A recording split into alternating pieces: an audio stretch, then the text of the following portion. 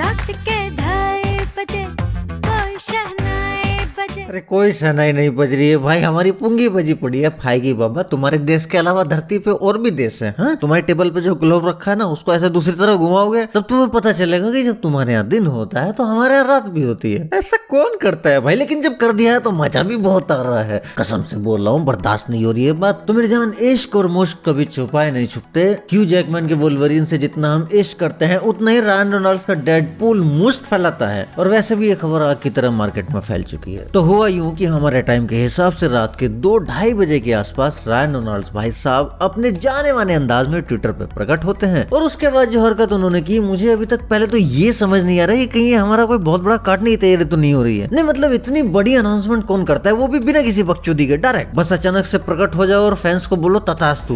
ये भी ठीक है। तो भाई साफ स्पष्ट शब्दों में बात यह है कि 6 सितंबर 2024 को डेडपूल 3 आ रही है। और इससे भी बड़ा बम यह है कि इसमें अपने ह्यू जैकमैन भाई साहब वुल्वरीन के रोल में वापसी कर रहे हैं। अब देखो 26 जुलाई 2024 को थंडरबोल्ट से एमसीयू के फेज 5 का खत्म हो जाएगा। तो टेक्निकली डेडपूल 3 एमसीयू के फेज 6 की पहली मूवी बन जाती है। नई फैंटास्टिक 4 नहीं होगी। आइए जानते हैं अपने मरे हुए तालाब ने और क्या क्या कहा। प्रेम भाई, मरा हुआ तालाब? अरे डेडपूल क्या बात करते हैं यार? हाँ, तो सबसे पहले तो उन्होंने फैंस से माफी मांगी कि भाई हम D23 में नहीं आ पाए, उसके लिए माफ कर देना भाई। मतलब इन्होंने कहा कि भाई लोग, हमें इस बात का दुख है कि हम D23 में नहीं आ पाए क्योंकि हम नेक्स्ट डेडपूल फिल्म के लिए बहुत ज्यादा मेहनत कर रहे थे। लेकिन प्रेम भाई एक बात समझ नहीं आई, इतना भी क्या बिजी था बंदा कि अंग्रेजों ने मिलकर इतना बड़ा मेला लगाया और ये आया अपनी दुकान लेके मेला बिछड़ने के बाद इसके चक्कर में पूरा मेला फ्लॉप हो गया। फैंस ने गालियां दी वो अलग। ये कौन सी स्ट्रेटेजी भाई? अबे यार अमर, वो भी बकचोदी कर रहा है भाई, जैसे तू मेरे सिर पे बैठ के कर रहा है, और सेम वही बकचोदी एक हाथ से मोबाइल पकड़ के दूसरे हाथ से खुजा रहे इस बंदे के साथ मैं कर रहा हूँ। Fourth wall break. इसके बाद रायन भाई ने एक और बम फोड़ दिया कि इस मूवी से डेडपूल एमसीयू में एंट्री कर रहा है और हमें इस कैरेक्टर के साथ काफी ईमानदार रहना था ताकि इस कैरेक्टर की रियल सोल तक पहुंचा जा सके। और भी बड़ी बड़ी भारी भारी फिलोसफी पेल रहे थे ये। और मुझे थोड़ा थोड़ा डर लग रहा था कि भाई इस बार डेडपूल की मूवी कहीं स्नाइडर चाचा तो नहीं बना रहे हैं, क्योंकि जैसे इनकी बातें थी उस हिसाब से मूवी डेडपूल 3 नहीं बल्कि मैन ऑफ स्टील 2 समझ आ रही थी। और बस यहीं पे मैं गच्चा खा गया। गिरगिट को रेस में धोती पछाड़ देते हुए इन्होंने एक नया रंग पलटा और बोले कि भाई मेरा दिमाग खाली है, मेरे पास कुछ नहीं है कहने के लिए, जो मैं कर रहा हूँ सब बकचोदी थी, बस एक आइडिया है। और उनके पीछे से सुमड़ी में ह्यू जैकमैन साहब निकलते हैं और रायन उनसे पूछता है कि अरे एक और बार लोगन चचा का रोल प्ले करना है क्या? तो ह्यू जैकमैन भी पीछे से कहते हुए निकल जाता है, ठीक है फिर कर लेते हैं, क्या दिक्कत है। लेकिन इस छोटी सी वीडियो में काफी सारी चीजें टीज की गई है। सबसे पहले तो ये कि डेडपूल 3 मूवी में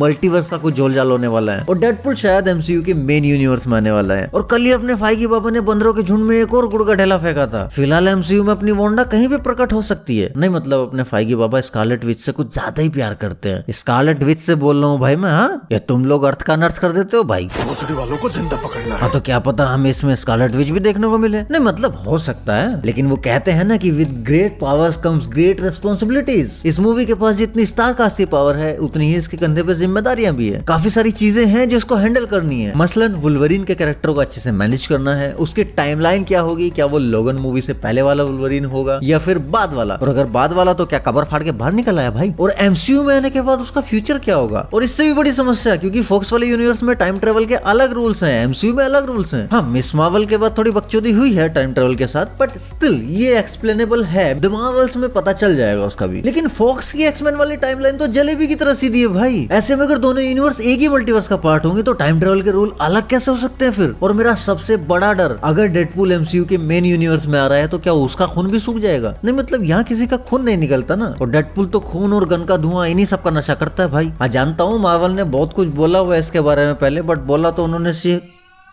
एक तो सुबह सुबह में आलू प्याज बेचने वालों से परेशान हूँ। आजकल वो भोंपू और साथ में रखते हैं यार। हाँ जानता हूँ मार्वल ने बहुत कुछ बोला हुआ है इसके बारे में पहले, बट बोला तो उन्होंने शी हल्क के बारे में भी था, और वो इतनी डिफरेंट पोजीशन में हक चुकी है जितनी की कामा सूत्र में भी नहीं बताई गई है। तो हाँ भाई, डेडपूल 3 के साथ बहुत सारी प्रॉब्लम्स होने वाली है। या तो फिर सभी समस्याओं का समाधान डेडपूल खाली अपनी बकचोदी से कर देगा कि भाई मेरे मन में आया, मैं कुत्ता काट के खाया और बस सारे रूल्स चेंज। खैर इन सारे ही सवालों के जवाब अगर किसी के पास है तो वो है समय। प्रेम भाई, उसका नाम केविन फाइगी है।